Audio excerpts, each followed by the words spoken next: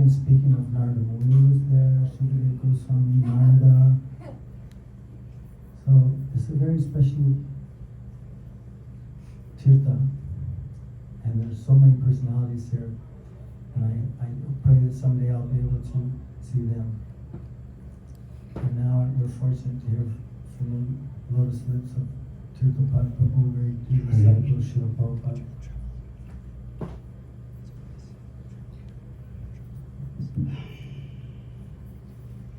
Ajnana-timirandasya Jnananjana Shalakaya Chakshurunmilitam Yena Tasmai Sri Gurave Namah. Gurave Gaurachandraya Radhikaya Tadalaye Krishnaya Krishna Bhaktaya Bhaktaya Namo Namah. Shastravideya Mudgatya Shurubhaktina Rupta Sri Chaitanya Gena Banditam Rupa Sangakam. Namo Mahavarinyaya Krishna Prema Pradayate Krishnaya Krishna Chaitanya Namne Gaura Tushe Namo.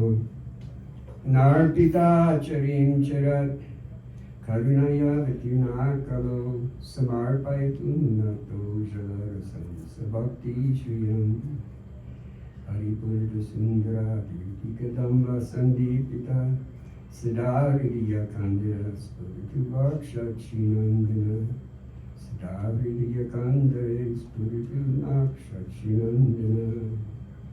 Hey Krishna Karuna Sindhu Dinabandhu Jagatpate Gopesha Gopika Kanta Kanta Namaste. Radha Chintanite Shema Yashya Kanti Vilopita Shri Krishna Charanam Bande Radhalingitam Vigraha Bhakta Kanchana Gaurangi Radhe Vrindavaneshwari Vishabhanusute Devi Ami Hari Priya. Shri Krishna Chaitanya Prabhu Nityananda Shri Advaita Gadadhar Shivasari Gaura Bhaktavinda. Hare Krishna Krishna Krishna Hare Hare Hare Rama Rama Rama Hare Hare. Hare Krishna Krishna Krishna Hare Hare Hare Rama Rama Rama Hare Hare. Bhaktya Vihina Aparada Laksha Ishiktas Chikamaritarangamaya Vipamai Tvam Sharanam Tapanam Namaste Charanam.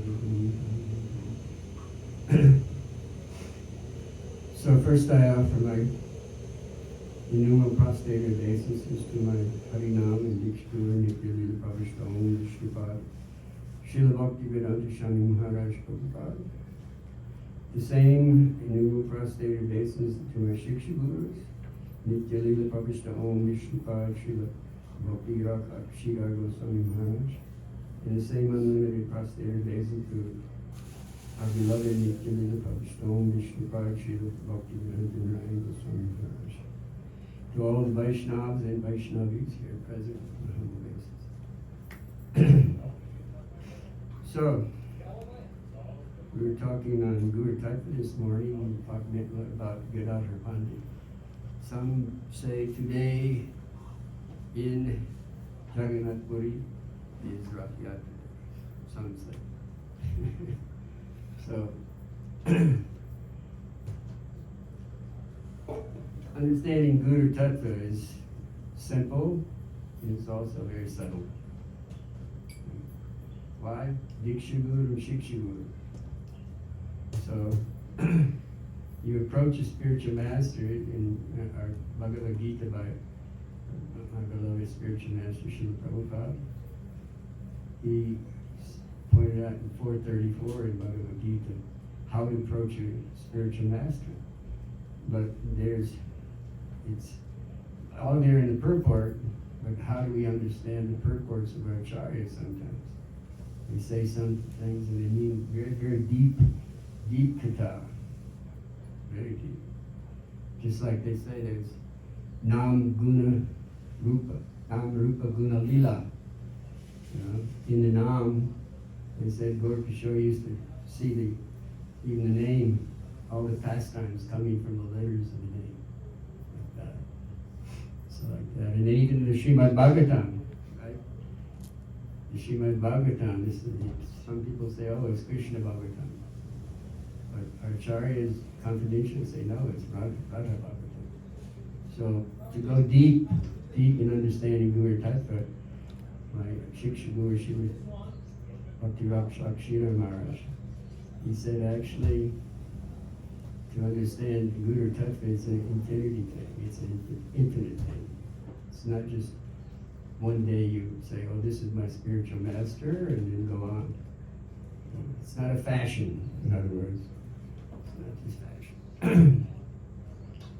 So, I was going to actually go in first to a little bit of Guru Tattva and then go into some of the pastimes and understanding Guru Tattva along the lines of Jagannath and Jagannath Puri and understanding Jagannath or Jagannath.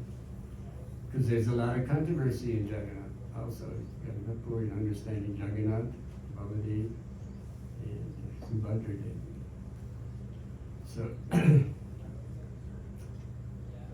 So anyway, first, how many people know verse 434 in Bhagavad Gita?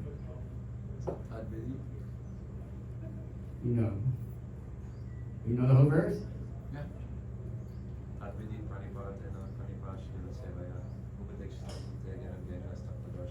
Okay. What's the English Lakshmi? What's the English? Anybody know the English? Janava Devi? I can go backwards. Something about approach a spiritual master, surrender to him, inquire submissively.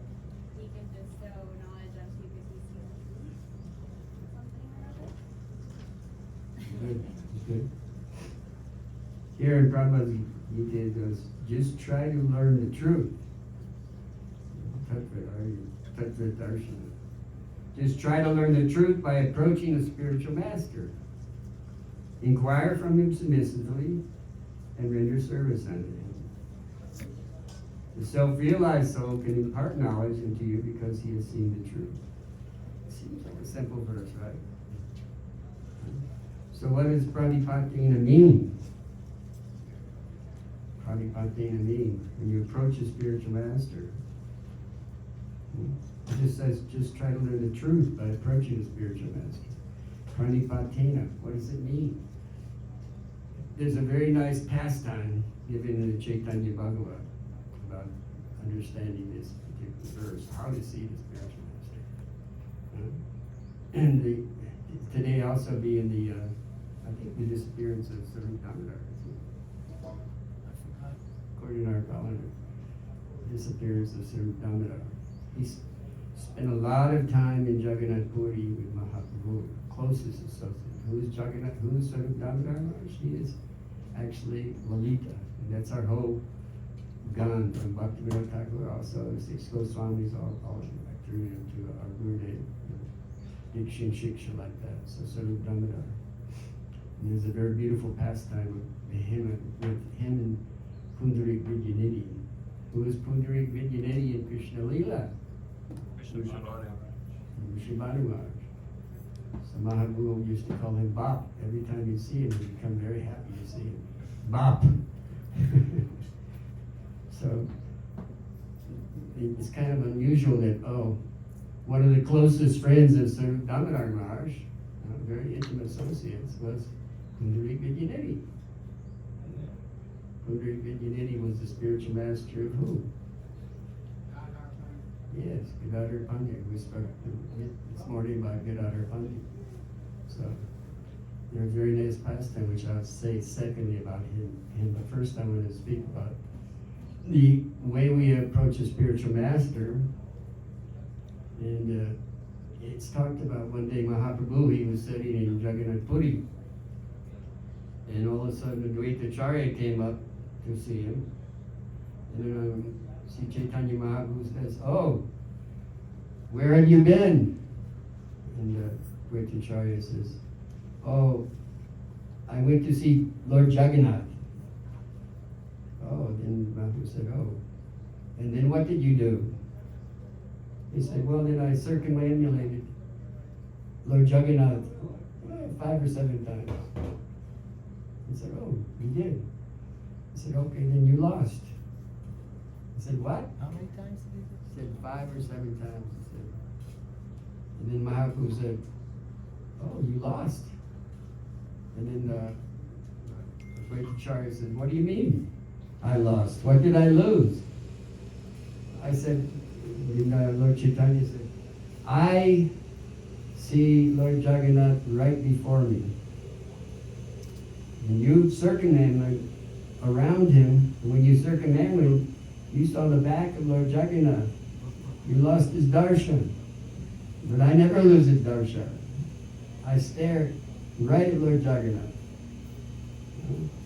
That was a question that came up. When Lord Chaitanya, he looks at Jagannath, he doesn't see anything but Lord Jagannath. He doesn't take his eyes off.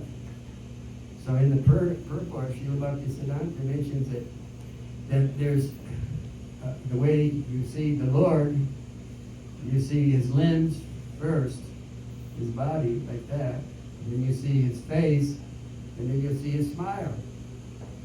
So in Vivamangal Thakur says there's one verse, Maduram, Maduram, Maduram, like that. Sweet, sweeter, and sweetest.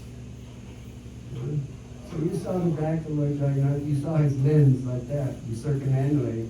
But I always look at his smiling face. So sweet, you see his face, his glowing face, beautiful face, his big eyes like that. He says, "I always see Krishna like that." So then the great teacher says, "That's okay. I lost. So he's like that, Lord Jagannath. So that's the way we look at Lord Jagannath as Krishna himself. Not different from Krishna. And many people say, "Wow, he's not very attractive." But Lord Chaitanya was completely stunned just looking at him, just hours like that. So much in the Jagannath Puri temple, when he came to see him, he from ecstasy, he would grab the pillar. And Surup Damodar and other devotees, some of the other devotees around that were behind him to try to even catch it. Because he would faint looking at Lord Jagannath fixed like that. So it's a very mysterious pastime when you go deep and deep in this about Lord Jagannath. But pranipatena, what does it mean in the Chaitanya Bhagavat, which is one book that we shouldn't neglect. You know, we talk about Chaitanya Charitamrita, which is a very valuable book. Topmost philosophy, everything is sweet, really sweet. But Chaitanya Bhagavat is like one side of it. If you read it, you start understanding a lot about the devotees, the pastimes, how the devotees related to the Lord, especially in Jagannath Puri also. Even when we talk about Gadadhar Pandit, most of the stories of Gadadhar Pandit are from Chaitanya Bhagavat. Like that. So don't neglect this book. Actually, it said that in it, it's talking about Gadadhar Pandit when he was in the garden in Tota Gopinath area. Tota means garden. But when he was there, he would always read Chaitanya, Srimad Bhagavatam. And Lord Chaitanya would be fixed listening to him. Because he was a great reciter of Srimad Bhagavatam. He would recite it in 3 different ways. Musically like that. And Lord Chaitanya would be fixed to it. And then it said that Sarup Damodar, he was a great Kirtaniya. Sarup Damodar. So Lord Chaitanya would, when he hears Sarup Damodar chanting kirtan and stuff like that, he would go in ecstasy. And devotees have to catch him. Anytime you hear Sarup Damodar chanting like that, big kirtan, he was the greatest Kirtaniya. Sarup Damodar in Jagannath Puri. But in Gadadhar Pandit, when he was reading Srimad Bhagavatam, tears would be falling down from his face as he was reading. And he'd drop on the Bhagavatam. So much, you couldn't even see the Bhagavatam when Srinivasacharya came there. Srinivasacharya, he was going to learn Bhagavatam from Gadadhar Pandit. But he couldn't because the Bhagavatam was completely just wet from his tears, like that, Gadadhar Pandit. So that's one reason that they do call it like Radha Bhagavatam. Srimati Radhika knew the inner meaning of Srimad Bhagavatam. So in that pastime where after Lord Chaitanya departed, Gadadhar Pandit, he departed something like 11 months later. He departed. Radharani. That was after very close. So Radha Bhagavatam. But in this pastime where Advaita Acharya circumambulated, and there's a big purport about Pranipatena and how to actually, when you approach the Guru, and it talks about circumambulation. So circumambulation, it talks about there's different ways to, different times and how many times you circumambulate the deities. Like in the morning we circumambulate Tulsi 4 times. Why? Why do we circumambulate certain deities like this here? And it tells goes into a whole long passage of circumambulation, parikram like that. How many times? How many times do we circumambulate Chandi? Durga. So do you know why we Tulsi's 4 times? Do you know, can you see? It's part of it, because we see her as Vrindadevi, and she's part of our Lord. She's actually gives us devotional service. She's Madhava. She's actually the giver of devotion. But we circumambulate 4 times. And it talks about in that. She's part of the Sarup Shakti. She's bringing us up like that. But Chandi, everybody knows what Chandi is. Durga. It says that we circumambulate her 1 time.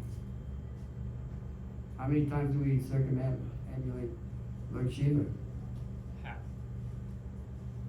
Oh yeah, you don't cross over. Sometimes they say half, and sometimes they say 1 time. I once went with Gurudev to Bakandi Mat there early in the morning, and I started to do the half circumambulation of Lord Shiva. He said, no, we should do the whole circumambulation. He's a Vaishnava. Somebody told me once Lord Shiva is the counterclockwise. Yeah, some people say that. You don't circumambulate completely. But there's a whole passage in here of different circumambulation. How many times? It's amazing. It's not just, so this devotional service, it's not speculation. It's not just, oh, well, I'll circumambulate. It's like 1 time and then go over here. So each one has its thing. How many times do you circumambulate Suryadev? If you have seen Sun God, the deity of the Sun God, how many times? 10. 7 times. It's exalted in the 10th house, so. Yeah. So it's like that. How do you circumambulate the sun? The sun's so far away, you can't even do 1. They have deities of Suryadev. And Brahma, we don't worship Brahma actually in Kali Yuga, you know that? You're not supposed to, because yeah. But there is one deity in South India, something like that, Brahma. But circumambulation of these different deities like that, it's very important to understand. Everything you do, it has a meaning, a deeper meaning. Tadvidi pranipatena. You approach and you offer obeisances. It says, with all 8 limbs, all different parts of the body. So you offer like that. And then there's different ways like that. Anyway, that in Tadvidi pranipatena, pariprasnena. What does pariprasnena mean? Prasna means question, but pari, what does pari mean? Pariprasna. It's relevant inquiry, not just any question. Like that. I mean, in the early days, I used to see, I saw Gurudev sitting there one time, and one couple came up, and and she started complaining about, oh, my husband did this and this, and what am I supposed to do? Is this relevant inquiry? You know, yes, in a very private way, you can inquire like that, but not really. Relevant inquiry means that you're inquiring so you can advance in your devotional service somewhat. You know? So the devotee, the Guru appreciates that. Party prasnena. And relevant query. And then actually, in Srila Sridhar's Gita here, he says that sevaya, there's three forms that you approach the Guru. You offer obeisances, you inquire, relevant inquiry, and what? Sevaya. In the sevaya, he actually translates it as sincere service. Sincere service. And he makes the stipulation that actually you're inquiring, you're serving your spiritual master, but by sincerely serving him, that's the, what do you say, the cap on the whole thing of approaching the spiritual master is service. Like that. Like if there was some offense committed in a devotee, a very exalted devotee, and he leaves the planet, what do you do? What do you do? No longer you can go serve him physically. You know? So the thing is Gurudev one time said that in that case he told one devotee who asked him like that, well, I think I committed an offense against this devotee. What should I do? He departed. And he said, then you pray very sincerely to him, this devotee, to forgive you for his offenses. Like that. I also was told that if the devotee's been put in samadhi, you go to a samadhi and you pay your dandavats and you cry and beg him to forgive you. And then there's a nice story of a devotee who had injured his finger, and he neglected it, so it got infected. Very bad, and when he went to the doctor said, why did you wait so long to come and show me your finger? I'm going to have to amputate it now. You come tomorrow and I'll do the operation. So the devotee went back to the ashram, and he went to the senior sannyasi. The sannyasi said, you're lamenting so much, what's wrong? He said, tomorrow I have to have my finger amputated. Maybe it was even the whole hand. So Sannyasi said, oh, this is because you made a Vaishnava aparad. And Vaishnava said, yes, so what do I do? He said, you go to that Vaishnava and you ask him for forgiveness. Well, I think I committed heavy Vaishnava aparad, but the devotee has already left this world. Then go to his samadhi and pay your dandavats and cry to him to be forgiven. So he did that. And crying, please forgive me. I didn't mean, I've committed a serious aparad. I have this reaction, but just forgive me. I don't care about the reaction. I know how serious Vaishnava aparad is. So, and then the next day he went to the doctor. Then the doctor said, what type of treatment have you been giving yourself with your hand? He said, I didn't do anything. He said, well, somehow or other your hand's better, so we can treat it by medicine and other things. We don't have to amputate it. Right. Yeah, so we were talking about Vaishnava aparad. There's one verse in Bhagavad Gita, Viche Sudhiracharo, Bhajite Mamanandava. Sagareva Samantavyat Samyat Vavasito Visa. Anyway, there's one verse in Bhagavad Gita for days like that we discussed in different points, Maharaj and Mori. But why do we mention so much about aparad, Vaishnava aparad? You know? Why? Because we speak about Shuddhanam, Shuddha Bhakti, etc. like that. You know, it's pure devotional service. So we have to become aware of our offenses and sincerely pray to be forgiven if I've committed any offenses. Like that. And then Shuddhanam will come. So that's why it's very important to sincerely serve Vaishnavas, older Vaishnavas especially. So, in regards to Pundarik Vidyanidhi and Swarup Damodar, you might think that, oh, how is Pundarik Vidyanidhi, it's parental ras, right? But you have here Swarup Damodar, Madhurya ras. So how is that possible? Because in Krishna Lila, Madhurya ras goes only so, parental ras, Sakya ras, they go only so far. They don't enter so much into Madhurya ras. Janu? Is this the Radha Pandit? No, this is Swarup Damodar and Pundarik Vidyanidhi. Not Vrishabhanu Maharaj and Radharani? No, it's a different one. But this pastime is a little different. Swarup Damodar was actually a very close friend, very close friend of Pundarik Vidyanidhi. So it's very, very unusual. But we have to understand that all the rasas are interdependent. Like in the morning when Krishna goes out to do the cowherd boys, Mother Yashoda and Nanda Baba, they actually go after Krishna. They run after Krishna. They don't want to be separated from Krishna and Balaram. So they go so far, and then right up to the edge of the forest like that, and then Krishna turns and says, now, go back, go back. So they go up right up to the edge like that. They're all interdependent. They're feeling the separation. So you can't actually have simply Madhurya ras without parental ras and all these others. You know, you're actually one and different. They go together.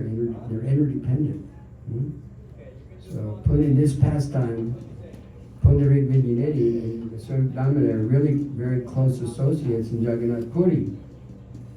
So one day what happened is Swarup Damodar, he saw Pundarik Nidhi come, and Pundarik Nidhi had these swollen cheeks. They were all red. And he looked at him and he said, why is your cheeks so swollen, so red? What happened? And he said, well, I don't really like to disclose my dreams to people too often. But here, last night I had a very unusual dream.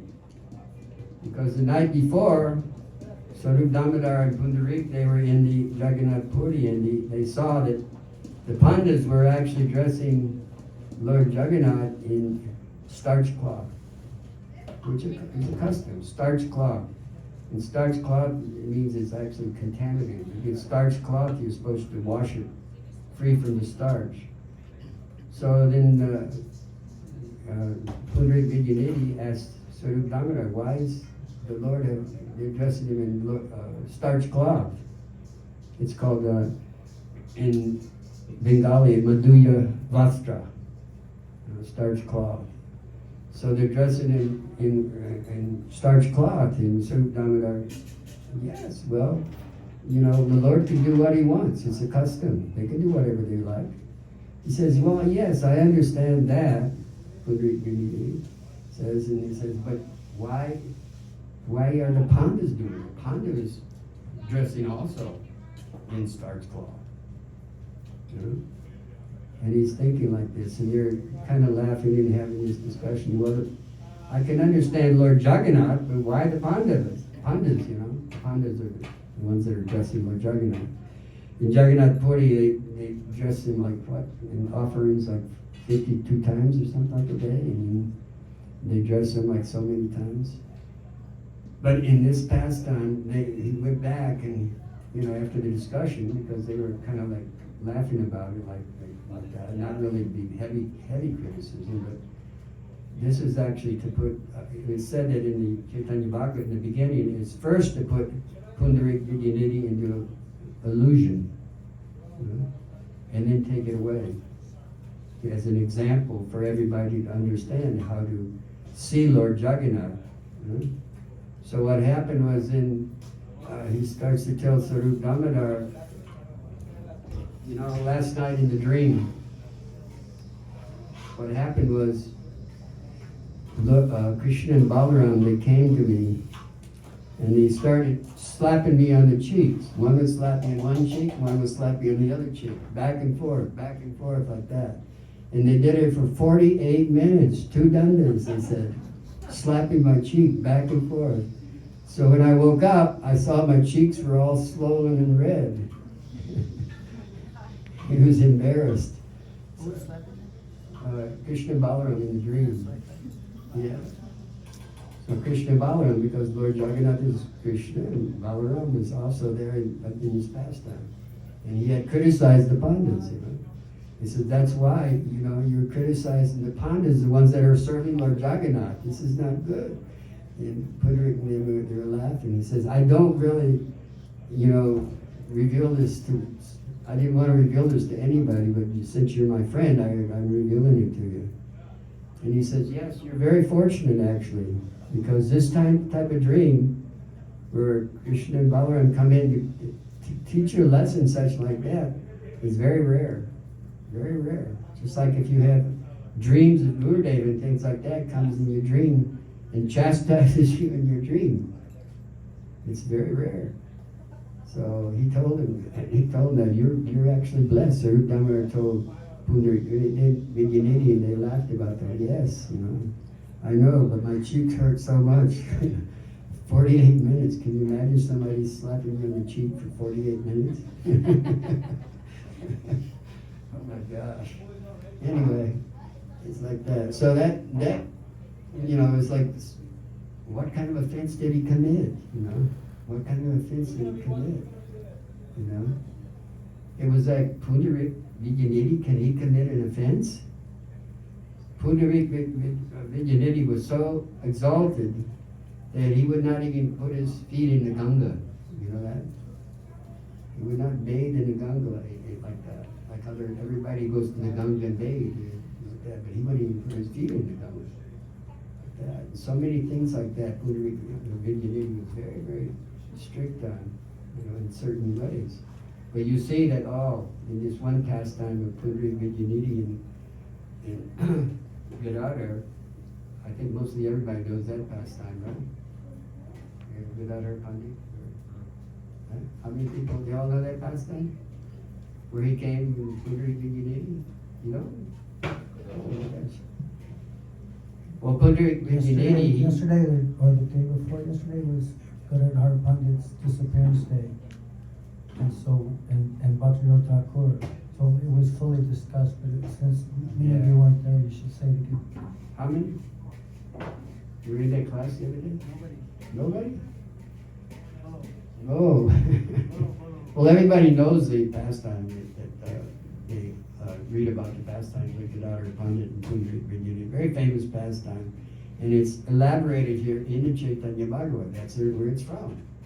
See, all these different pastimes of devotees and things like that, you start getting a sense of how they actually serve devotees. They don't know. So, Do you want to say it? Or do you want to go, keep going? yeah, you want me to tell it? You tell it. No, I'm not going to tell you. But you say they know all. I bet I don't. I don't know. How many know the pastime of Pundarik Vidyanidhi with Gadadhar Pandit? Okay, 2, 3, 4. You don't know it? Okay, well, we discussed about Gadadhar Pandit, I'll tell you how, but you continue. No, you don't. You don't have to say it. Okay, there's homework. Those that you don't know, then do a Google Day search for Pundarik Vidyanidhi and Gadadhar Pandit. Or pick up a Chaitanya Bhagavad. There you go. This pastime of Pundarik Vidyanidhi is very famous, very, Gurudev loved it, all devotees love it actually. Because there's a couple of shlokas that are actually mentioned in this that are very important.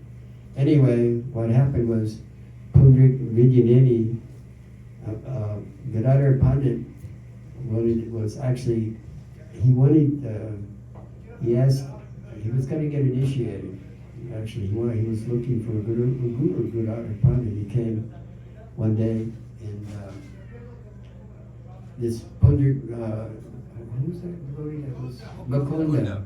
Yeah, Mukunda says, oh, I know a very exalted devotee. You should come and meet him. He's very exalted, very simple devotee. And Pundrik Vidya is simple. When he came, he brought Gadadhar Pandit. When he came there, all of a sudden he looked at Pundrik Vidyanidhi. He's dressed in silk. He's smoking a hookah pipe, His hair is all down, with long hair and, Perfume oils. Perfume oils, like that. And he's smoking a hookah pipe. And all of a sudden, Gadadhar Pandit goes, what? And he looks at Mukunda and he says, what? You told me you were bringing me to a very, in his mind, he's thinking, exalted devotee? So then what happened was, Mukunda saw this, and when he actually went away. He went away, and then Mukunda actually told him, there's a shloka, there's two shlokas. When he was seeing this, he said, Aho Bhakti Yam Stana Kala Kutam. Everybody knows, I hope, Bakasura. Well, the sister of Bakasura was who? Putana, yes. So, Putana is actually representing the original Guru. It's Guru Tattva, actually, but approaching Putana. Putana was a representation of a Lotus Guru in its Lila. But anyway, he said, Ho Bhakti Yam Stana Kalakatam. And then Gadadhar Pandit kind of like, wow. He woke up and saw, you don't look at a devotee from an external way like that. And he quoted another shloka also. I think it was about Bhaktivedanta, not the Bhagavad. That's in Benagit, shloka 5. These two shlokas, and Gadadhar Pandit kind of got him out of the external type of vision. This was another point of bringing up. This was Gadadhar Pandit, so how could he be an illusion? This was an example, again, of showing us, actually, we should be very careful when we see devotees. So, then not being initiated and thinking like this, he went back to Mahaprabhu, and then Mahaprabhu actually saw that he was feeling this like that towards Pundrik Vidyanidhi. And he went back, when he told him about the different shlokas, and he kind of woke him up to who he actually was, then he came back. Mahaprabhu actually started saying, oh, Bap. He goes, Bap. What's Bap mean? Bap. You just approached Bap. And Bap means father. So Pundrik Vidyanidhi was actually Vishwabhanu actually Krishna Lila. He's actually his father. So, like that. So then he told Mahaprabhu, he mentioned to Mahaprabhu that maybe it'd be a good idea to approach him and take initiation. Well, you didn't explain what happened to Pundrik Vidyanidhi when he heard these two shlokas. Oh, yeah. Well, when he heard these shlokas, he actually fell off his silk bed and started rolling on the floor and screaming out like that. Asta Tirthapada. Yes, rolling on the floor, knocked his hookah pipe all over like that, and screaming. That's when he went, wow, this from the shlokas, this devotee, So that's when he actually pulled him out of this, what they call illusion, this yogamaya, Mahamaya and yogamaya. That's very important to understand if you're going to understand Jagannath Leela too, is from this. So anyway, he went back and he told Mahaprabhu that he was going to approach him and ask him for initiation. He said, very good idea, very good idea. So he got initiation from him. Later on in the Chaitanya Bhagavat, because somehow they never, Gadadhar Pandit, they were separated for a long period, and then Pundrik Vidyanidhi and Gadadhar Pandit, and so Gadadhar Pandit, he approached Mahaprabhu and told Mahaprabhu, you know, I've been separated from him a long time. I was wondering if I could receive the mantra again. And then Mahaprabhu told him, no, you already accepted initiation from him. Wait. And he says, well, I don't have his darshan for a long time. And then Mahaprabhu told him, no, you wait. He'll be here very shortly in 10 days. You do not have to get the mantra again. Like that. So he made him wait. All of a sudden, 10 days later, Pundari showed up. Like that. This story is also told in Chaitanya Bhagavatam. And it's a very important instruction about receiving initiation. One Diksha Guru and many Shiksha Gurus. So Diksha and Shiksha like that are very important. They're one. So Mahaprabhu says there's no need to take Diksha again, this mantra. So in this instant, Pundarik Vidyanidhi and Mahaprabhu is teaching them that once you receive Diksha from Guru, it's very important never to give that connection up. But approaching a Shiksha Guru, who is actually on the same level as your Diksha Guru, if he's Mahabhagavad. If he's Mahabhagavad. So what do you do if you can't find a Mahabhagavad around? What will you do? If you have first initiation and you want second initiation, what do? I just took initiation from Mahabhagavad. What happens? Huh? That's right. Keep crying. Cry. Those who got connection with the Mahabhagavad are very fortunate. Those get it. But the thing is, Gurudev said, when you take initiation, even if it's an Udtamadikari, the disciple is going to see him as an Udtamadikari. You see? Supposing he takes from a Kanishta. The Kanishta will see the Kanishta as an Udtamadikari. So how can we tell the different levels of devotees, if we don't have association with other devotees that are more exalted than us? So in the Srimad Bhagavatam is mentioned, Sajjatya Snigdha, Sadhu Sangha Svato Vare, that we should actually find devotees that are Sajjatya. What does Sajjatya mean? The same. Like-minded. Our Dara, our same Dara, Bhaktivedanta Thakur line, same disciplic session. Many devotees after Gurudev left, they went to the Babajis because they think, oh, Gurudev, he was speaking such nice Rasik Katha, so I have to go find some Babaji who speaks Rasik Katha. Is this proper? Is this Sajjatya? Is this Sajjatya? No.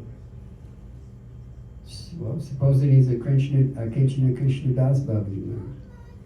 Is this Sajjatya?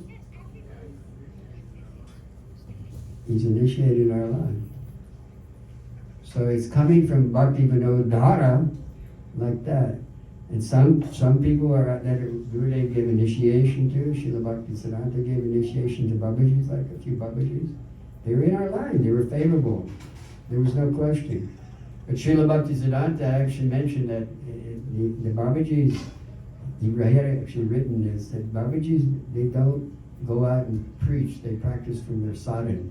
From their sadhana, then they're actually teaching everybody, from their sadhana. So it's like that. Like how many disciples did Gaurkishore Das Babaji Maharaj initiate? One. Achha. How many disciples did Gopal Bhatta initiate?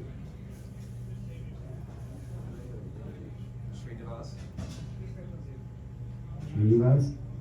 Can you count? How about Raghunath Bhatta? We don't know. Rupa Goswami, how many disciples did he have? Who? Yes, Jiva Goswami. Good night.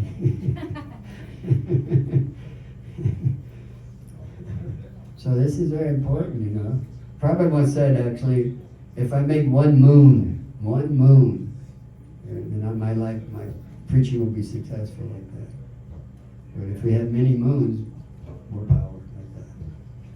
So anyway, it's like Guru Tattva is very deep, and the more you go deeper into it, the more enlivened and happy you will become actually, because everything is in Guru Tattva. One time, Srila Bhakti Prabhu Puri Maharaj, he mentioned that Guru Eva Hi Kevalam. He said, Guru is everything. Everything. You see, any representation of the Lord, eventually, if you trace it back, you'll see that you come to Guru Tattva. How can we understand Jagannath, Baladev, and Subhadra? How can you understand that Tattva? You know? It's Subhadra Devi. Who is Subhadra Devi? Krishna's sister? Not Yogamaya. She's not Yogamaya. This is a controversy. Some people think that Subhadra Devi is Yogamaya. No, she's actually a queen of Dwarka. She was married to Arjuna. So some people say, oh no, she was Yogamaya. But actually, Srila Maharaj told her, no, this is not proper conception. The whole Jagannath Leela like that. The whole Jagannath Leela. Subhadra Devi is actually the queen of Dwarka. And what does that mean? Dwarka. Dwarka. It's different. The Jagannath temple was Dwarka. The Jagannath temple was Dwarka. In Gundicha is actually Vrindavan. So I'm going to stop here and turn it over to Maharaj to finish up here. And thank you very much for hearing a few words of what I had to say. And if I have committed any offenses, please forgive me. Hare Krishna. Dhanyavad. Jai Tirthapada Prabhu ki jai. So let's break it up with a little Mahamantra for about 5 minutes. Janada, you want to lead something? Your chanting was very nice. I wanted to say that. What's your name? Yeah. Very nice. Very beautiful chanting. So you have permission to stretch, etc., but don't go far away and not return.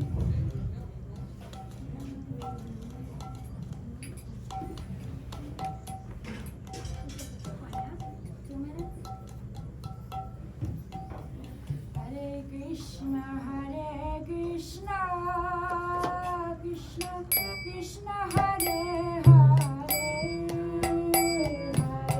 Rama Hare Rama, Rama Rama, Hare Hare.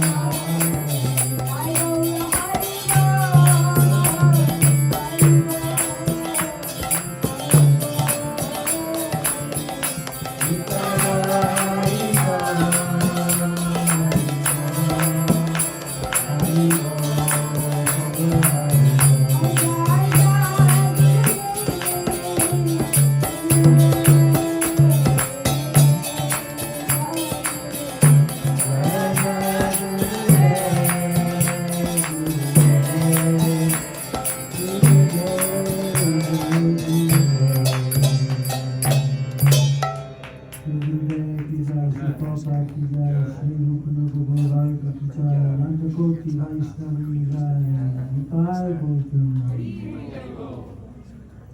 Gurve Guru Chandraya Radhikaya Tadale Krishnaya Krishna Bhaktaya Tat Bhaktaya Namo Namaha. Amgyanitamrindasya Gyananjana Salakaya Chakshu Tam Jena Tasmai Shri Namaha.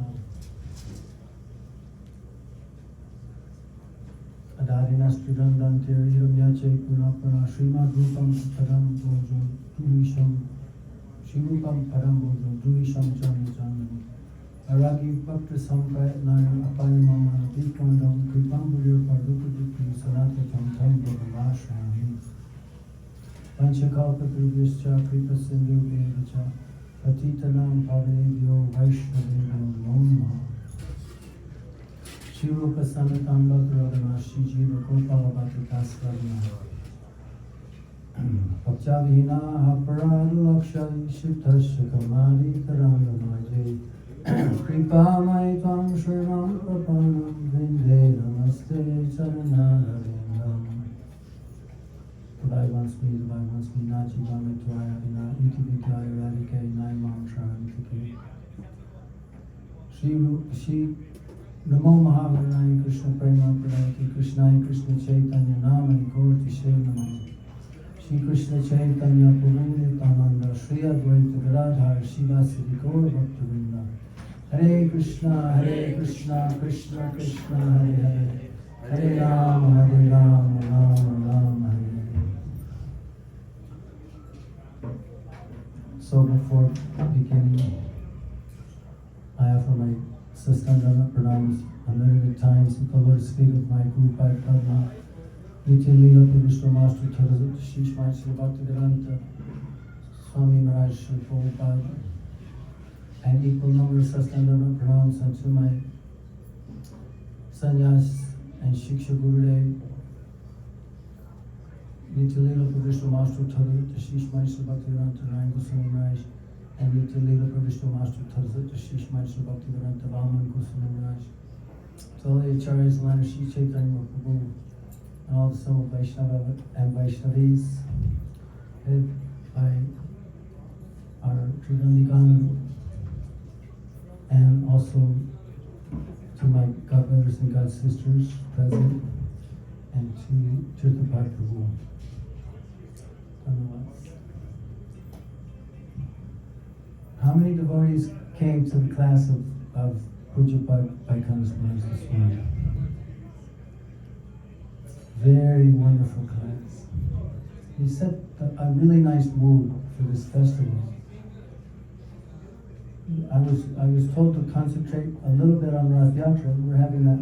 This is the general topic, but this is Gurudev's Transcendental New Braj Dham, and it's amazing to be here because by the mercy of coronavirus, I got locked down in India, Vrindavan, 12 months in Radhakund. I usually have like 50 flights a year traveling. Gurudev, his last instruction was keep traveling or preaching in Puri, or excuse me, in Govardhan before he went to Puri. So I haven't been to this festival. I think it's been 4 years, and this New Braj Festival is so powerful because Gurudev is present. Gurudev is present all the time, everywhere, but especially we feel him here. Srila Param Gurudev Srila Bhaktivedanta Keshe Maharaj was once asked, am I too close to the mic? Srila Bhaktivedanta Keshe Maharaj was once asked, how did you feel at the time of the disappearance of your Srila Prabhupada, your Gurudev? How did you feel? Srila Bhaktivedanta Keshe Maharaj was such an exalted and dedicated disciple of Srila Bhaktivedanta Keshe Maharaj, assisting him in so many wonderful ways. So he said, disappearance? My Gurudev disappeared? I never felt that he has disappeared. He is always right by me. And we, many times, devotees were glorifying Srila Bhaktivedanta Swami Prabhupada for his contributions in traveling so much, translating so many literatures, opening up temples all over the world, making so many different installations of deities, training so many different devotees in wonderful ways. Is that a little bit too loud or strong? No, it's good. So the Prabhupada said, no, I have not done anything. Everything is the mercy of my Guru. So they're never feeling separated from their Guru. I am aspiring that I can have that feeling. And such Guru Nishta, that, and many times I traveled a lot with Srila Gurudev in different festivals around the world, 25 times. And after each festival, he would be departing on the last day, or the last morning, and everybody would be chanting Govinda Damo Dhamma, etc. And Gurudev, many devotees would be crying because Gurudev was about to get in the car and leave. And he would say, no, don't think that I am leaving you. I am always right by your side. Don't leave me. I am always with you. So how do we feel that? We know that Gurudev is Sri Guru is the external manifestation of the Guru, Kshetra Guru in our heart. And when he enters in Samadhi, he's just changing places and can go back into our heart. So we have to not leave him. So Gurudev asked this question, and I'll ask it. Raise your hand if you know the answer. How do we know if we're pleasing Sri Guru? How do we know if we're giving pleasure to our Gurudev?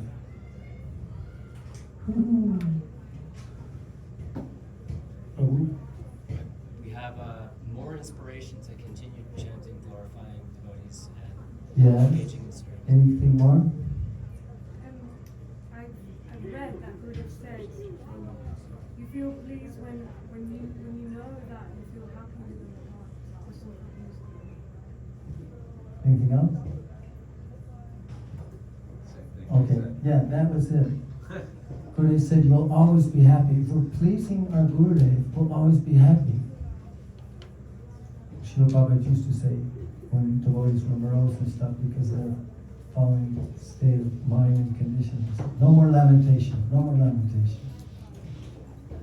So, Maharaj is very special for me because it's the first place I met Srila Bhaktivedanta and Narayan Goswami. By the mercy of Shravan and Nam, where'd she go? Nam was just here. Kirtan, mother and father, Gopavindapala and Will Prakriti. So, they encouraged me to come to meet this exalted Vaishnava.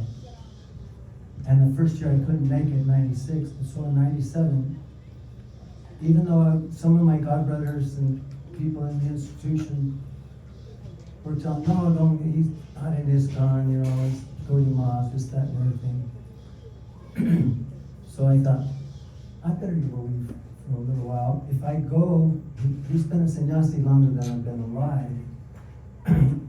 I'll go and hear from him. If I hear something contradictory to the Prabhupada, then I'll go. So I came. And I felt Srila Prabhupada was so happy. And there's so many things I could tell, but I also wanted to touch Jagannath pastime. So Gurudev was speaking. We've been reading the last few days of the commentaries of Upadeshamrita. Srila Gurudev that year spoke what he called the essence of all advice, and there's a quote on that, his lectures about Upanishad shlokas. And I was listening, and I kept thinking, wow. And Prabhupada was so happy that I was there. I was feeling encouraged, and he got to sloka 7 and then 8, and I started thinking, and he was commenting on the shlokas. Tanam Rupa Charitari Siddhapta Avidya, and then Tanam Rupa Charitari Siddhartanalo Smrityo Kamena Manasina Yoji Tistambraja Tanam Ragi Janam Gami Kamnaya Akilam Upadesha Sharam. The 8th shloka, which he wanted all his disciples to learn. So, and he started commenting on it, and I thought, wow, this is very high and deep. I don't remember Srila Prabhupada speaking in this mood. And I was starting to have doubts. And then Srila Gurudev, Shamarani was there, and he said, read your Gurudev's purports, commentary. She began reading Srila Prabhupada's commentary, and it was saying the exact same things the Gurudev said. And I was just going, wow, I've read. Thank you. And that is Shiksha Guru. In fact, once in Fiji, I commented to Srila Gurudev, now that I have your association, I'm reading my Gurudev's books, and newer things keep popping out of the pages and coming. Like this text 8, the commentary. And he said, yes, this is Sadhu Sangha, not referring to himself. And I said, now I'm very inspired to reread all of my Gurudev's books, and so I can get your mercy and be able to get that which he's wanted us to get. Sometimes Gurudev would say, and he's locked his purports under lock and key, and you have to get a pure devotee to unlock those purports so that you can realize them. So I was very happy. I was going to reread all of Prabhupada's books and then get so much more of them. I said, but even more important than reading is stay in the association, because I was starting to travel with him. So stay in good association and hear from those who have realization of his books.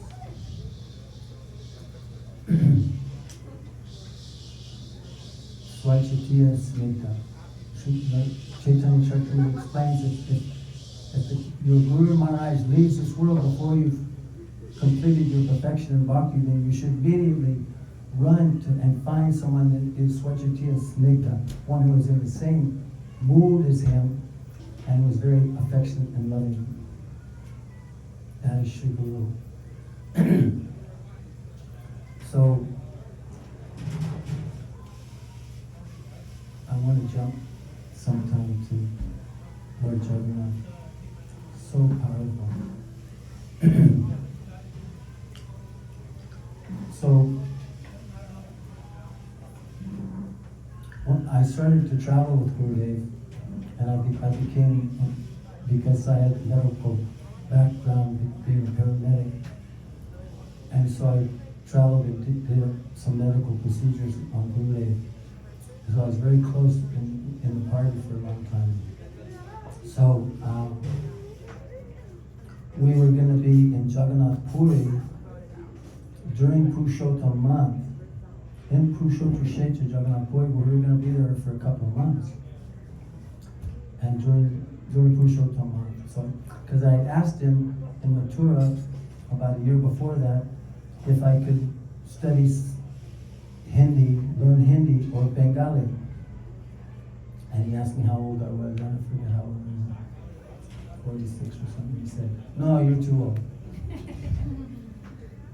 Oh, I'm not that old. You're too old. It takes so long to learn. I want you to take all your time and study Siddhanta and then preach. If you need a translator, you can do it. So then I traveled with him for a year, and then when we were in Puri together, he stayed at Mr. Singhandia's house.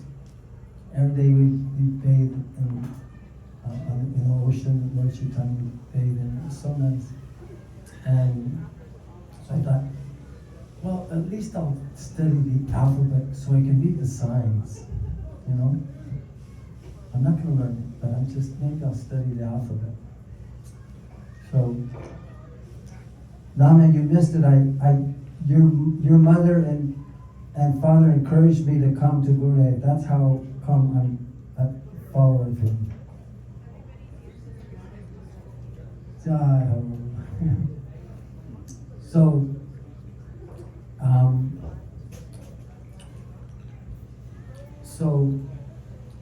I was the first characters I was practicing. And Srila Gurudev was in his quarters, and then he got up and he was chanting japa and walking around. And he came by and he saw that I was scribbling on a piece of paper. And he came up to me and he said, "What?" And he took my ear. My God. Twisted my ear so hard. And he said, "I told you, don't do this." And he took the paper from me, threw it away. And he looked around, and then he took a book off the table and he said, "You study this, not Hindi." So that was Origins of Rath Yatra. Very powerful. So I'm going to read some from Origins of Rath Yatra because there's 3 histories in Rath Yatra that the speakers this week will be delineating on, I'm sure. And I'm not going to go into the first 2 histories. I'm going to try to speak of the 3rd history. Because my godbrother, Srila Gaura Govinda Maharaj, he entered Samadhi speaking about this pastime. And when it came to, he said, eye-to-eye union. Ram Nam Satya.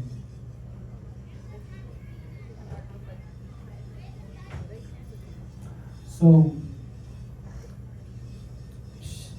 Srila Gurudev begins speaking of Lord Chaitanya's dancing at the Rath Yatra festival.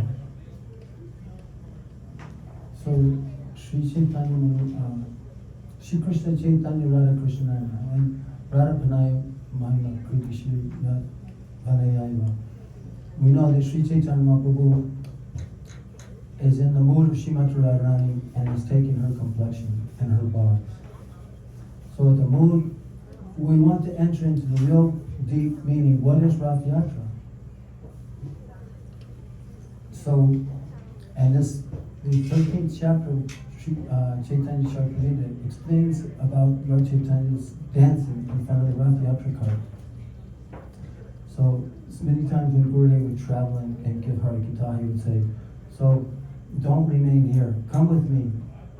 So this is no Braj in the spiritual world, but let's go to Jagannath Puri for a moment and be in front of the Rath Yatra cart.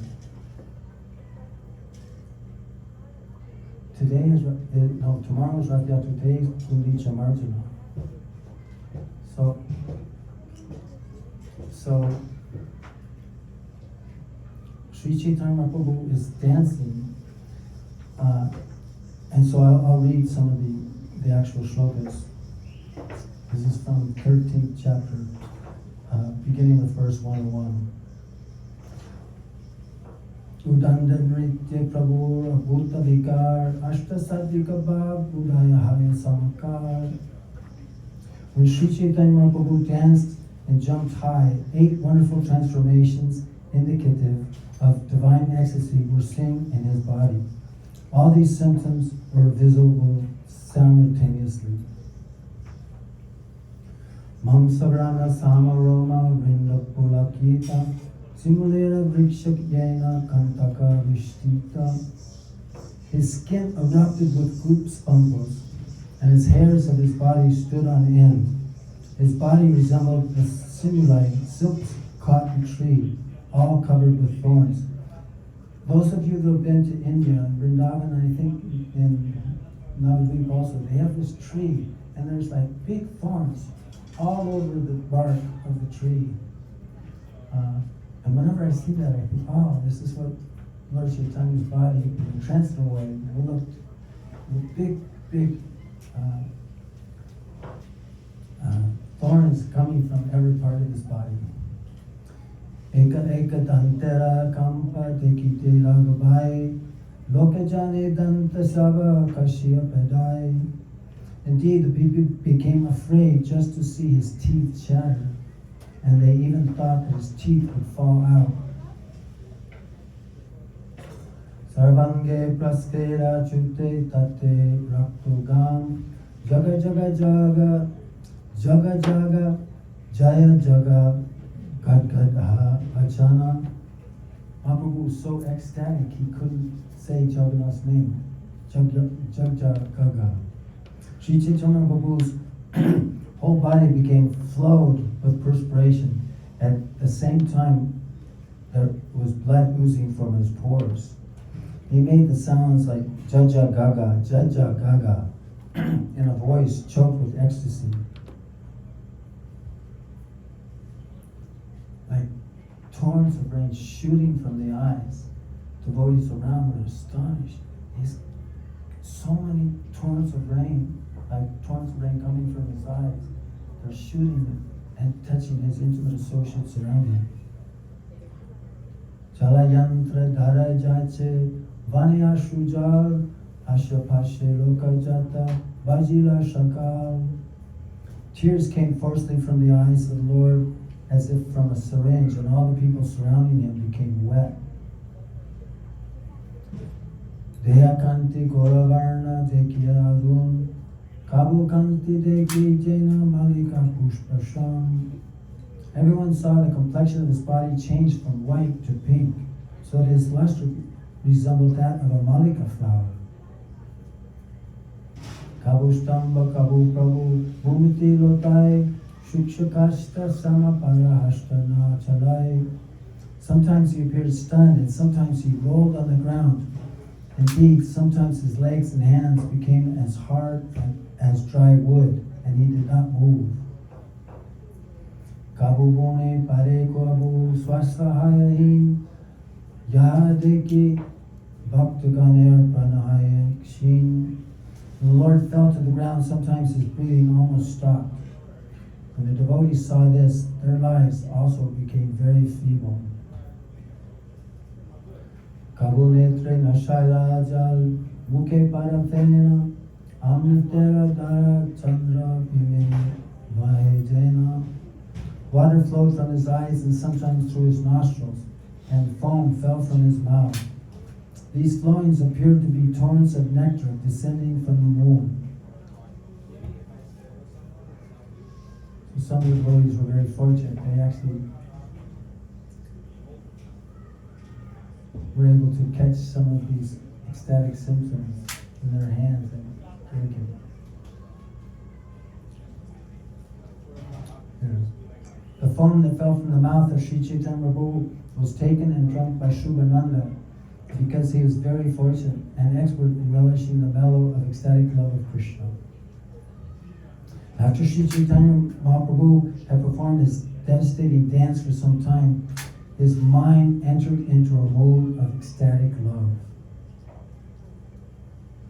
After abandoning the dancing, the Lord ordered Swarup Damodar to sing. Understanding his mind, Swarup Damodar began to sing as follows. So Tirthapada was explaining about Swarup Damodar. And I looked on the calendar, it didn't say that.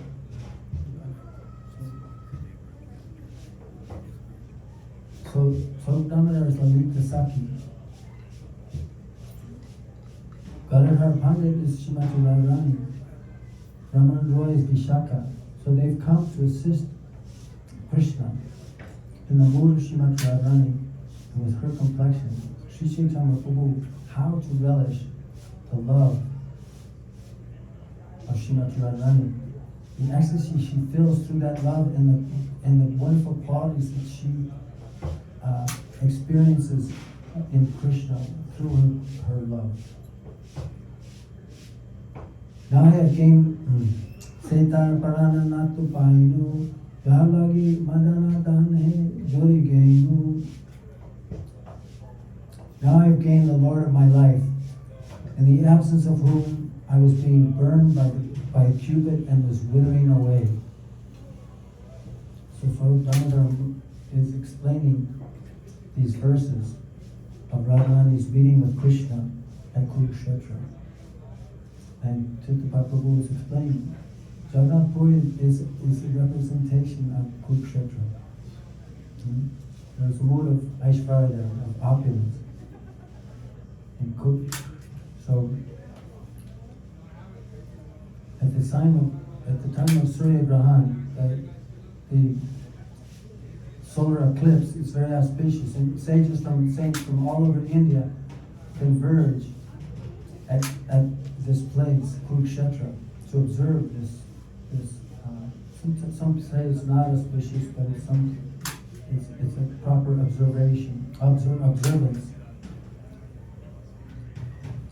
And later, if there's time, I'll tell a wonderful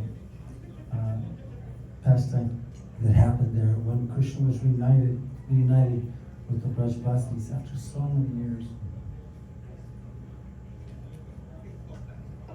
When this refrain was loudly sung by Swarup Damodar, Sri Chaitanya Prabhu again began rhythmically dancing in transcendental bliss. The car of Lord Jagannath began to move slowly while the son of Mother Sachi went ahead and danced in front. While dancing and singing, all the devotees in front of Lord Jagannath kept their eyes on him. Lord Chaitanya then went to the end of the procession with the Sankirtan performers. So I think there were 7 parties of different kirtan parties. And many mridangas and kirtaneers, different parties. And just like Krishna when he took prasadam with his sakas, his coward boyfriends in Vrindavan, and the ghosts of Vrindavan, each one felt that Krishna's sitting right with me. So certainly every devotee thought that Lord Chaitanya was only dancing in their own party. But it's only Swarup Damodar and Rupa Goswami and maybe King Prabhu could see that actually Mahaprabhu was dancing all different Sankirtan parties simultaneously. His eyes and mind fully absorbed in Lord Jagannath, Chaitanya Mahaprabhu began to play the drama of the song with his 2 arms. When Chaitanya Mahaprabhu was dramatically enacting the song, he would sometimes fall behind in the procession, and sometimes Lord Jagannath would come to a standstill. When Chaitanya Mahaprabhu again went forward, Lord Jagannath's car would slowly start again. There was a sort of competition between Lord Chaitanya and Lord Jagannath in seeing who would lead. But Chaitanya Mahaprabhu was so strong that he made Lord Jagannath wait in his car. And that's still happening to this day. Sometimes the car stops and they get all these persons to push and people, thousands of people pulling. And then they get elephants to come, and it's just and Mahaprabhu put everyone to stop, move the elephants, move the people, put his associates there, and he went up and he just pushed it with his head, and the cart began to move.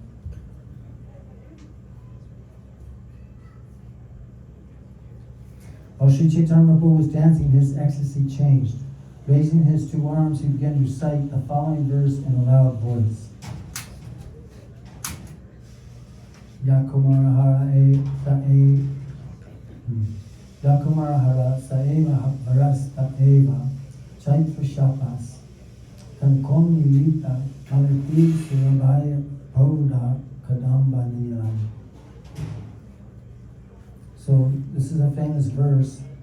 It actually comes from a popular sort of mundane song. And Mahaprabhu, devotees were so astonished. Mahaprabhu was in so much ecstasy, we can't imagine. And now he's reciting this verse. This verse was recited by Sri Chaitanya Prabhu again and again, but for Swarup Damodar, no one could understand its meaning. So now he'll tell the meaning of this verse briefly. Formerly, all the gopis of Vrindavan were very pleased when they met with Krishna in the holy place of Kurukshetra. Similarly, after seeing Lord Jagannath, Sri Chaitanya Prabhu awoke with the ecstasy of the gopis. Being absorbed in this ecstasy, he asked Swarup Damodar to sing the refrain. Sri Chaitanya Prabhu spoke thus to Lord Jagannath: "You are the same Krishna, and I am the same Radharani. We are meeting again in that same way that we met in the beginning of our lives. Although we are both the same, my mind is still attracted to Sri Vrindavan Dham. I wish that you will please appear with your lotus feet in Sri Vrindavan."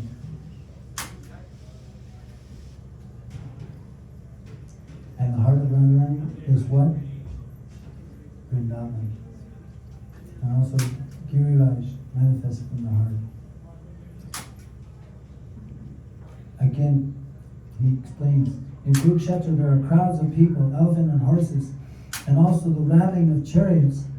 But in Vrindavan there are flower gardens, and humming of the bees and chirping of the birds can be heard. Cuckoos, peacocks. Here at Kurukshetra you are dressed like a royal prince. No peacock feather, no lamsi. Accompanied by great warriors, horses, elephants. But in Vrindavan you appear just like an ordinary cowherd boy, accompanied only by your flute. Here there is not even a drop of the ocean of transcendental happiness that I enjoyed with you in Vrindavan. I therefore request you to come to Vrindavan, enjoy pastimes with me. If you do so, my ambition will be fulfilled. So, we understand Shri had explained that Srimati Radharani has three manifestations. In Vrindavan, she's known as Vishubhanu Nandini Radha. When Krishna apparently leaves, because he actually never leaves, but for pastimes in Narvat Leela, he leaves and goes to Mathura. So then she becomes Viyogini Radha. When she goes to Kurukshetra, here in this move, she's actually Samyogini Radha. And Mahaprabhu has similar. And Navadvip is eternally Sachi Sutta, Sachi Nanda, Gaurahari.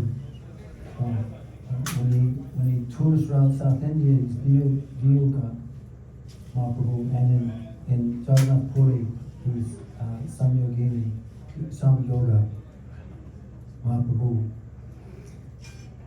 In that ecstatic mood, Sri Chaitanya Prabhu recited many other verses, but people in general could not understand their meaning. So besides Swarup Damodar, Rupa Goswami was also there and began to broadcast the meanings.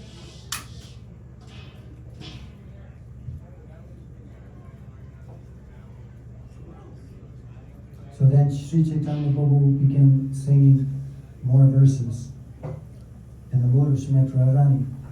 My dear Lord, kindly hear my true submission. My home is Vrindavan, and I wish your association there. But if I do not get it, then it will be very difficult for me to keep my life. My dear Krishna, formerly you were staying in Mathura. You sent Uddhava to teach me speculative knowledge and mystic yoga. Now you yourself are speaking the same thing, but my mind does not accept it. There is no place in my mind for Jnana Yoga or Jnana Yoga. Although you know me very well, you are still instructing me in Jnana Yoga and Dhyana Yoga. It is not right for you to do so. Sri Chaitanya Prabhu continued, I would like to withdraw my consciousness from you and engage in material activities. But even though I try, I cannot do so. I am naturally inclined to you only. Your instructions for me to meditate on you are therefore simply ludicrous. In this way, you are killing me. It is not very good for you to think of me as a candidate for your instructions. So in this way, Sri Chaitanya Prabhu in the mood of Radharani is reciting various verses. And Swami Damodar and Sri Rupa Goswami, who is Sri Rupa Manjari, are explaining. Sri Chaitanya Prabhu continued, the gopis have fallen into the great ocean of separation and are being devoured by the Tiningila fish of their ambition to serve you. The gopis are to be delivered from the mouths of these Tiningila fish, for they are pure devotees. Since they have no material conception of life, why should they aspire for liberation? The gopis do not want that liberation desired by yogis and jnanis, for they are already liberated from the ocean of material existence. So in this way, clock's going too fast. So in this way, there's a constant competition between Sri Chaitanya Prabhu and Srimati Radhika. Going deeper and deeper of the ras of exchanges that they have. Sri Chaitanya Prabhu is experiencing these deep moods of Srimati Radharani, especially at the time of Rath Yatra, especially the time when he's dancing. In the mood of Radharani, he wants to take Krishna from Kurukshetra and he wants to take Lord Jagannath, who's Krishna, to Vrindavan or Gundicha. King Indradumna Maharaj, which is mentioned in the first and second histories of Lord Jagannath, his wife's name is Gundicha, and he built her a palace. And right next to there's a Indradumna Sarovara, where today they're cleansing, doing Gundicha Marjan to prepare for Lord Jagannath's arrival. So I want to skip a little bit to the explanation of Gurudev of the third history. All the Brajvasis feel great separation when Krishna goes to Mathura and Dwarka, especially Mother Yashoda and Nanda Baba, and above all, Krishna's beloved gopis. Sometimes they faint and lose consciousness, appearing as if dead, and one may even think, oh, they have died. This is the same history that my godbrother Srila Gaura Govinda Maharaj was explaining when he left this world.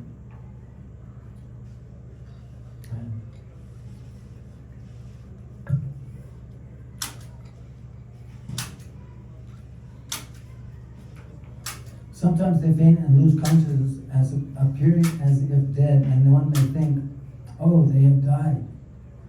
Krishna also feels separation from the gopis, and especially from Srimati Radhika. Sometimes he also loses external consciousness, and he remains in that state for days. Gurudev explains the difference is, in Vrindavan, Srimati Radharani, she's accompanied by all of her beloved Manjaris and Sakis. So they can sympathize with each other and empathize with each other's feelings of separation. But in Mathura and Dwarka, Krishna doesn't have any of the Brajvasis. He has Uddhava a little bit, but he can't express it. And so one particular time, Krishna's completely in internal consciousness. He's lost external consciousness, just like the gopis and Nanda, Yashoda, and Srimati Radharani, they fall unconscious in Vrindavan. So I sometimes at night when Krishna's dreaming of the Brajvasis, he'll call out while he's sleeping in Dwarka, hey Lalita, hey Vishaki, hey Yashoda, hey Nanda, hey Radhe, weeping, and Satyabhama, Jambavati, Rukmini, they're seeing Krishna's drenching his sheets in so much pools of water and lamenting them about these. They have an idea that these personalities in Vrindavan are very special personalities. So Krishna's unconscious, just like the gopis become unconscious in Vrindavan through their separation. And Sri Chaitanya Prabhu is experiencing these moods. So Narada Muni comes to pacify the Dwarkabasis because they're saying, oh, what do we do, Narada? Look, our master, because they see Krishna in a opulent way, he's unconscious. He's barely exhibiting symptoms like he's alive. We think maybe he'll leave. So they said, oh, Narada, you should sing. You've got your veena, now start singing and waking Krishna up. And Narada knows if he does that, Krishna will wake up. But when he said to them, no, because if I do that, then Krishna immediately be a reminder of Vrindavan, which will wake him up, and then he'll immediately want to run to Vrindavan, and he'll never come back here. So the Dwarkabasis put him thinking, oh, that's a big dilemma. Is there something else we can do? So Uddhava came also, and Narada said, oh, Uddhava, you should go to Vrindavan and tell the Brajbasis, Nandi, Yashoda, Gopis, that Krishna's coming very soon. And then I'll make up a trick for Krishna to get him to come back right away. So Uddhava said, no way. I did that once before. Krishna sent me to Vrindavan. Gurudev calls it the school of the Brajbasis to learn praying. So he said, they'll say, oh no, here comes that cheater. Here comes that liar. He told us once before Krishna was coming, never. So they're thinking like that, and then Balaram was also present, and they said, Balaram, you should go. He said, no, I also went, and I consoled them, but then I told them right away I'll bring Krishna back, I told Krishna, you have to go back, there is so much separation. But although I told him repeatedly, he never went back to Vrindavan. He used to be soft-hearted. I don't know what's happened. So then Subhadra came. She said, I'll go. Subhadra is Krishna's sister. She said, I'll go and I'll see Nanda and Yashoda. And I'll talk to them and I'll pacify them. And the gopis and Shimatra, and I'll tell them Krishna's coming. Prepare for his arrival. And then you bring Krishna on a chariot right after I get there. Then Uddhava, you come, or then Narada Muni, you come, and after some time we'll bring Krishna back to Dwarka. So they had a plan. So Balaram said, wait a second. My sister Subhadra and my brother Krishna, they're going to Vrindavan. Okay, I'll come too. So Balaram was mounted on the first chariot, and then Subhadra came on the second chariot. And then they told Narada Muni, now begin chanting. Narada Muni Bhajana Vina Radhikarna. So Narada Muni began singing to Krishna. So Baladev was there on the first chariot, and then Subhadra, and then finally Krishna woke. He said, oh, here I am. Vrindavan, where's my Vamsi? Where's my Vamsi? Oh, Lalita. She stole it. Maybe Radharani stole it. And then he said, oh, Uddhava, you're here in Vrindavan. Narada, you're here also. And then Narada said, no, Krishna. You're in Dwarka. But we have a chariot waiting. Daruka's there. And they'll take you very quickly to Vrindavan. So Krishna tried to approach the chariot, but he was in so much deep inner consciousness, meditating on Braj, that he was going back and forth and falling down. So they helped him up. So when you see, what's that day? Not hair punches. When they first put Jagannath on the cart, what's that called? Just the first day when they're putting Jagannath on the cart. Anyway, they roll Jagannath back and forth. It's very heavy too. Panchavija? No. So anyway, and I've seen it. Actually, I saw him when they brought him out of Gandhicha back to go back, but and they were doing that, rolling back and forth. And Gurudev also says the reason why he does that is because he's giving so much of his mercy to the pandits and those who are, because they all get to touch his body and have his darshan like that. But also the internal reason is he's in so much a mood of ecstasy. Think, okay, I'm just about to go to Vrindavan and see all my associates there, Nandi, Yashoda, Subham, Sridham, Stoka Krishna, Madhumanga, Lalita, Vishakarami, Sindhu, etc. Radharani. So they get Krishna on his chariot, and now all the chariots are ready, and they go to Vrindavan. And they stop.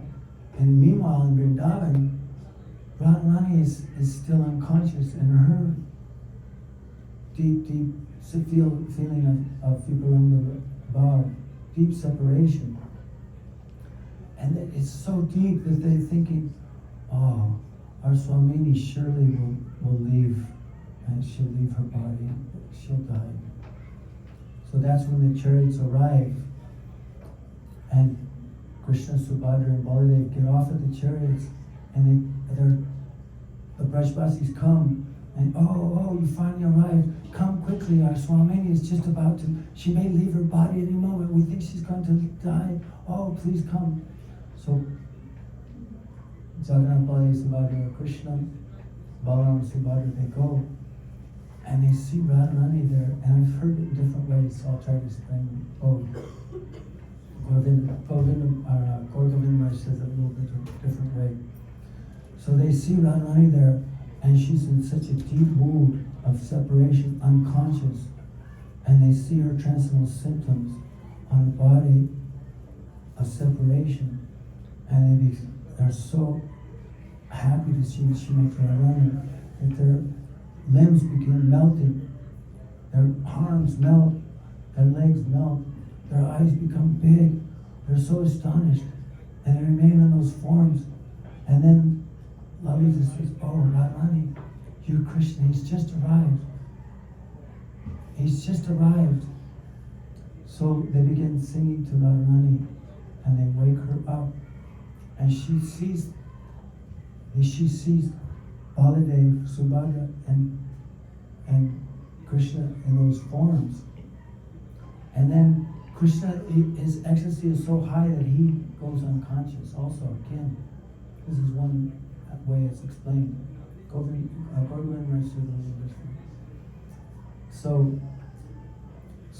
So Krishna falls unconscious again after seeing Radharani in such deep separation for himself.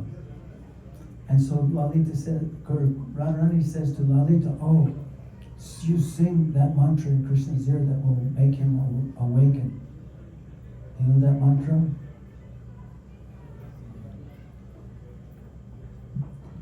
Radha, Radha.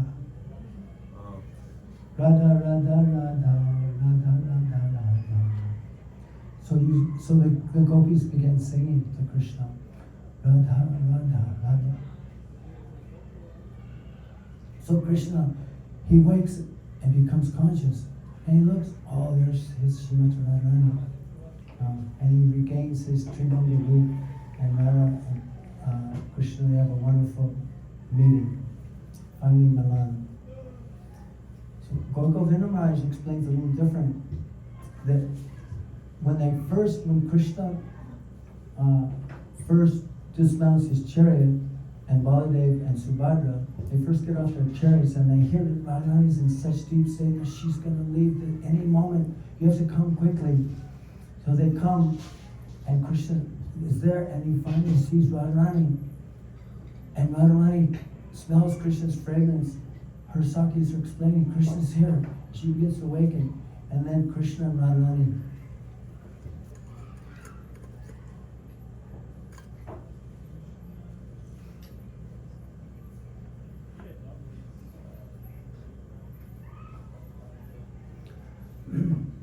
So Gaur Govind Maharaj said, eye to eye union.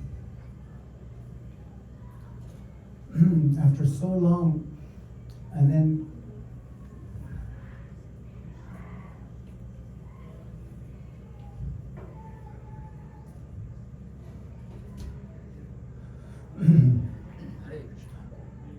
my dear Gaur, my dear Godbrother Gaur left this world.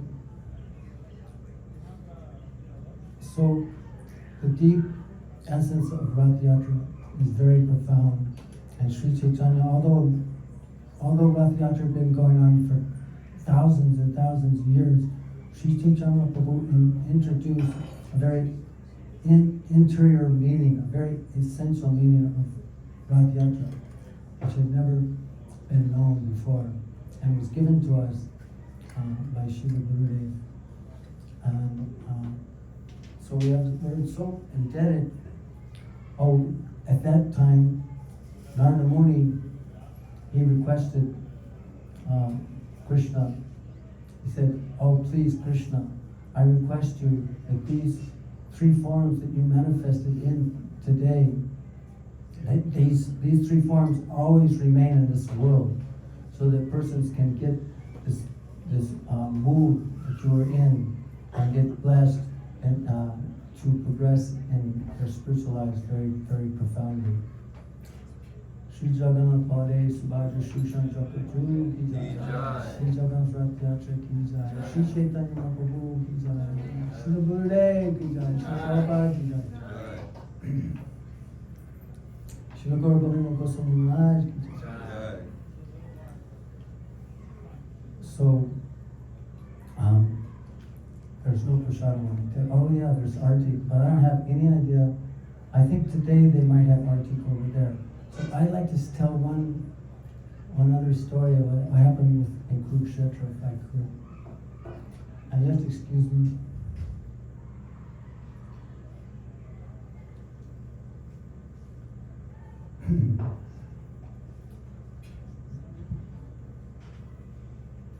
So, word was spreading throughout Bharatavarsha of Surya Grahan, the transcendental solar eclipse that was to be observed in Kurukshetra. So sages and rishis from all over India were coming and congregating in Kurukshetra. The Brajbasis came, the Dwarkabasis, Mathuravasis, so many persons were coming. Satyabhama, Jambavati, Rukmini, so all the queens of Dwarka were coming also. And they were setting up their different camps in Kurukshetra. Has anybody been to Kurukshetra? I've seen it in the train. Yeah. So, very auspicious place. That's why Dharma Kshetra, Kurukshetra, is a very holy place. So from Dwarka, Satyabhama, she had brought elephant loads of gold to give to the different rishis and saintly persons that were coming to this festival, to this holy solar eclipse festival. And she was thinking, who should I give the first donation to? Because the first person you give donation to should be very exalted amongst all persons. So she thought, oh, there's Narada Muni. I'll give my first donation of gold to Narada Muni, and then I'll start distributing it to the other rishis and personalities that are here. So she thought, how much gold should I give him? She brought elephant loads full of gold. And she thought, oh,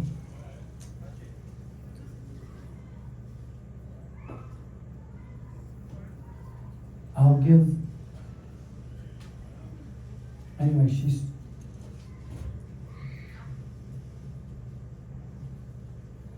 started piling gold.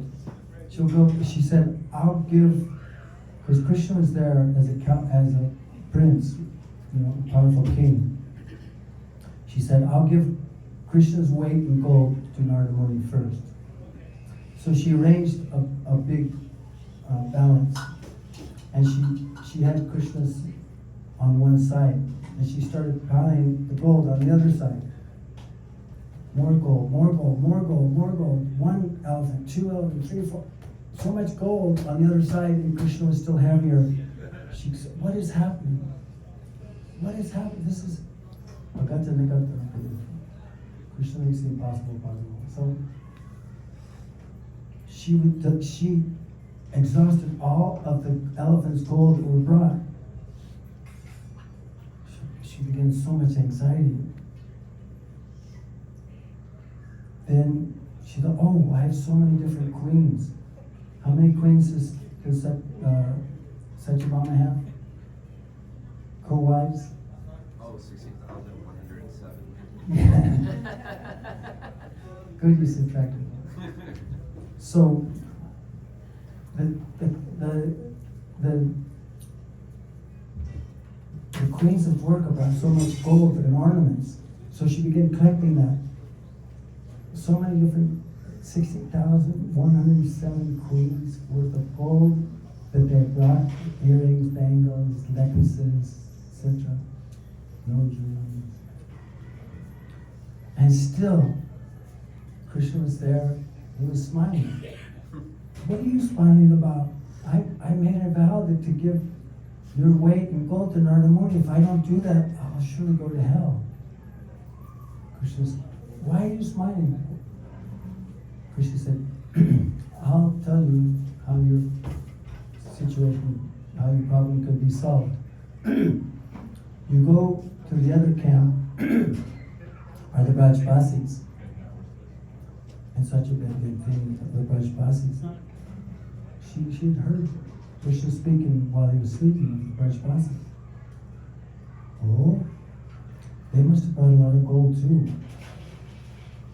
First she was thinking like this, but she knew how exalted the Brajbasis were. So she said, okay, so she took her conveyance, she went on a pelican or whatever, and she stopped at the camp of the Brajbasis. And she looked around, she saw the cowherd boys, she saw Nanda, Yashoda, and she saw the gopis, because Krishna said, the Brajbasis can help you, and especially the gopis can help you. Just Srimati Radharani can help you solve your problem. So at first she was looking at the Brajbasis, how much gold they have. They didn't have so much gold, they had flowers and necklaces and so many ornaments. And then she thought, oh, there's something very transcendental going on. She looked at the gopis, and then she finally cast her eyes on Srimati Radharani. And Radharani could smell the fragrance of Krishna on Satyabhama. So she approached Satyabhama. She had tears in her eyes. Radharani asked, oh, she could smell the fragrance of her beloved. And Satyabhama said, my problem is I promised Krishna's weight in gold to Narada Muni, but all the gold I brought from Dwarka is not enough. And Krishna said that the Brajbasis could help me. Of all the Brajbasis, the gopis, and all the gopis, you could solve my problem, please.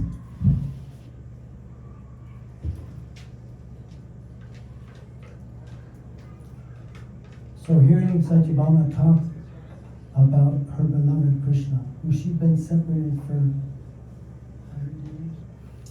so long, she began to get tears in her eyes. And she took one of the tulsis that had been brought from Vrindavan. She took a leaf of that tulsi and caught one tear. And she handed it to Satyabhama. She said, here, you take this. So Satyabhama was astonished. She had never seen so much beauty and so much deep love of the Brajbasis, especially Radharani. She took that leaf back to the Dwarka camp. She saw Krishna standing there.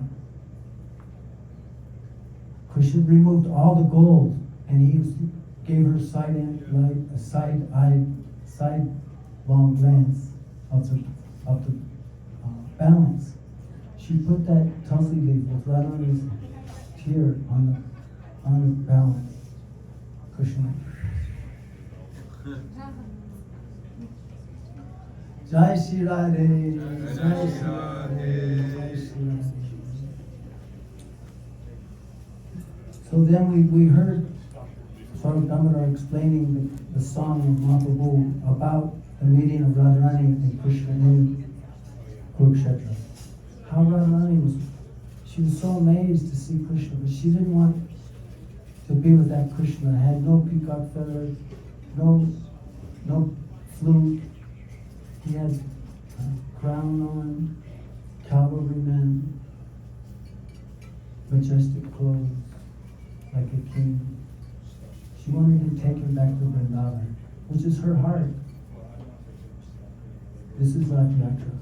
Sri Chaitanya Prabhu, in the mood of Srimati Radharani, taking Krishna, Lord Jagannath, back to Vrindavan, from Sri Mandir to Gundicha Mandir. Shri Rath Yatra Mahamotsav ki jai, Jai Sri Radhe, Jai Jagannath Baladev, Sri Radha Krishna Sankirtan Jai. Thank you so much. So was it the tear or tulsi? Both. Both. She took a tulsi and she caught one tear, and Satyabhama took that very carefully. When Chaitanya Mahaprabhu is speaking to Jagannath in the mood of Radharani, is she referring to the Bhagavad Gita verse Manmana Bhavaman Bhakto, when he's saying like, oh, like you're giving this instruction to just meditate on me, but that instruction doesn't work for me. No, she's thinking more of other verses, because that verse is explained in the purpose of Shri Vishnu Chakravarti Thakur and Shri Gurudev is much deeper than we understand. She's like Sarvadama Purita maybe that, surrender to me, much higher than that. Because Radharani is a manifestation of the deep import and comments on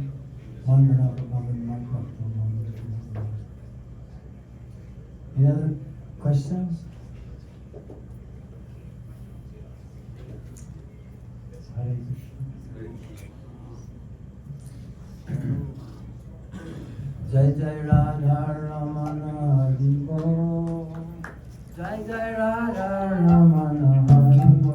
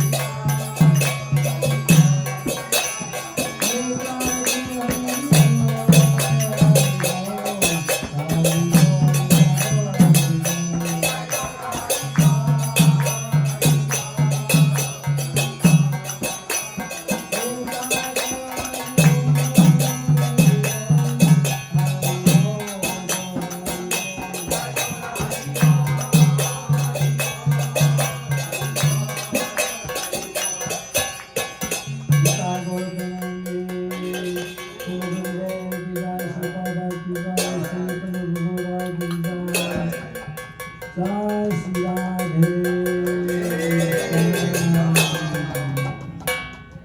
A very special mantra, besides Radha mantra. Very appropriate. This is very powerful mantra. Mahaprasade Govinde Namakani Vaishnave Svapapunya Vedanaja Vishwaswana Vijayate Sarga Vijaya Tajanya Teka Shri Sai Sagare Karamade Gayati Om Sarvati Sakachita Katina Samsare Krishna Bhagavan Bhagavan Jivakat Swaprasad Videva Senamika Bhava Radha Krishna Vina Chaitanya Nitai Pampamure Gafare Tamitai Chaitanya Boy Tamitai Karanto Tamitai Karanto Hare Krishna Hare Krishna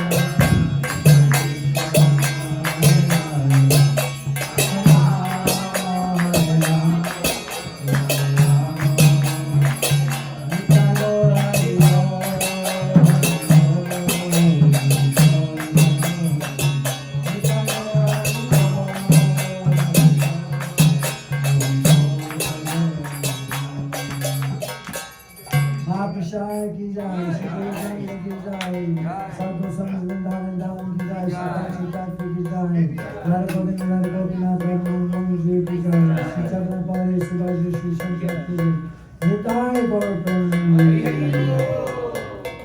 Very, very special thanks to our illustrious cooks, headed by Srimati Radharani and all of the wonderful associates, Shravan, Lalita,